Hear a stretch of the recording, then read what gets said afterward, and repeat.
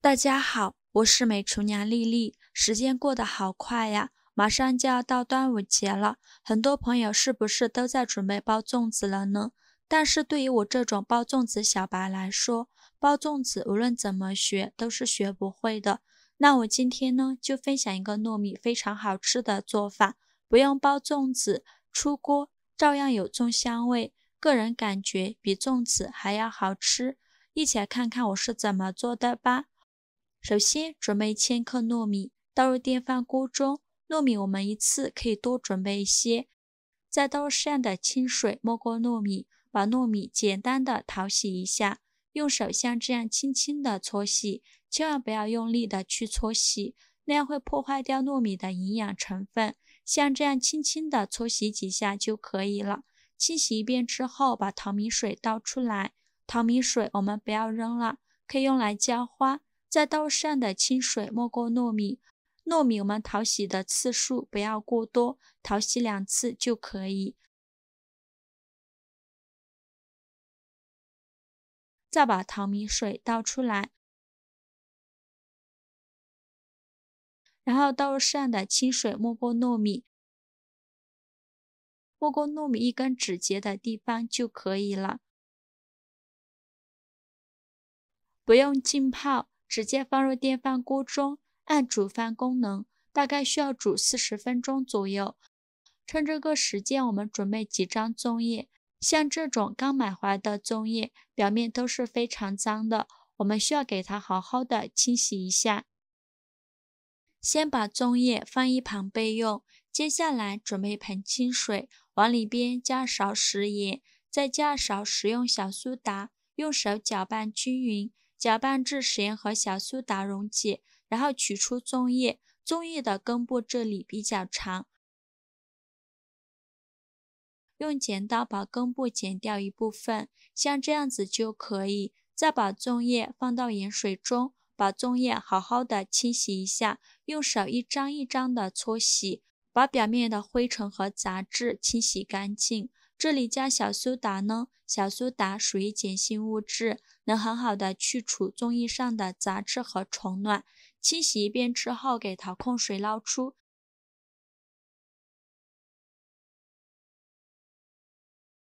再放入另外一盆清水中，给它多清洗几遍，直到把清洗的水变得清澈为止。洗净后，给它控水捞出，放到菜篮子里边晾干水分备用。接下来准备把葡萄干放入一个大碗中，再加入一把红枣，淋少许清水把红枣和葡萄干打湿，然后往里边加少食盐，再加少面粉，用手抓拌均匀，让每一个红枣和葡萄干都能裹上一层面粉。因为红枣和葡萄干表面都有一些褶皱，里面都是藏污纳垢的好地方，直接用清水洗是很难清洗干净的。这里加食盐呢，深有杀菌的作用，面粉又有很强的吸附性，能很好的吸附红枣和葡萄干表面的杂质和灰尘。抓拌至感觉有一点粘手，再倒入适量的清水没过红枣和葡萄干，把红枣清洗一下，把表面的面粉清洗掉。清洗一遍之后，给它控水捞出，再放入另外一盆清水中，给它多清洗几遍，直到把清洗的水变得清澈为止。洗净后，给它控水捞出。现在把红枣处理一下，取出一把剪刀，把红枣对半剪开，把枣核去掉，像这样子就可以。全部处理好以后放一旁备用。现在我们的粽叶已经晾干水分了，取几片粽叶，用剪刀照着模具的大小，把粽叶剪出形状，给它剪出和底盘一样大小就可以。剪好后，再把粽叶铺到模具底部，铺满整个底部就可以，边缘不用放粽叶了。然后再放上刚洗净的葡萄干，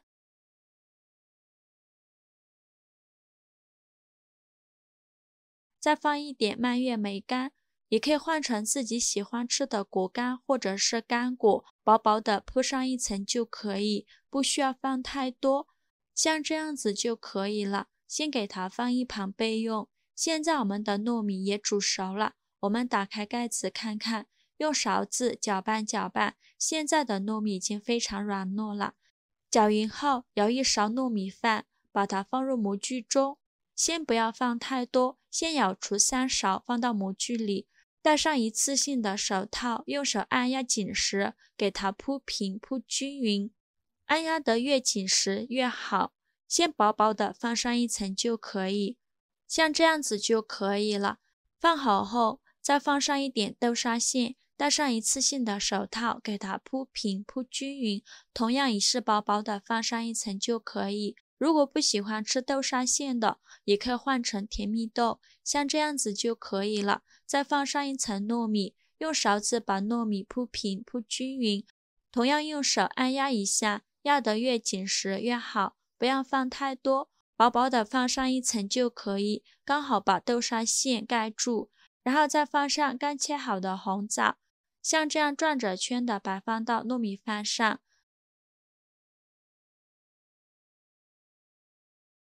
中间空白处我们可以再撒点葡萄干，这样吃起来会更香。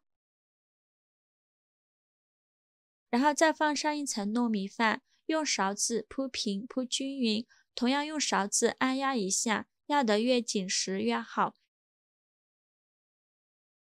压好后取出几片粽叶，用剪刀给它剪一下，给它剪出和模具一样大小就可以，刚好把糯米饭给盖住，像这样子就可以了。然后再用手按压一下，把它压得紧实一些，再淋少许清水，大约50克左右，像这样子就可以。冷水上锅蒸，盖上盖子，大火蒸30分钟。时间到，我们打开盖子看看，哇，好香啊！浓浓的粽香味扑鼻而来。然后把它取出来，再把粽叶拿开。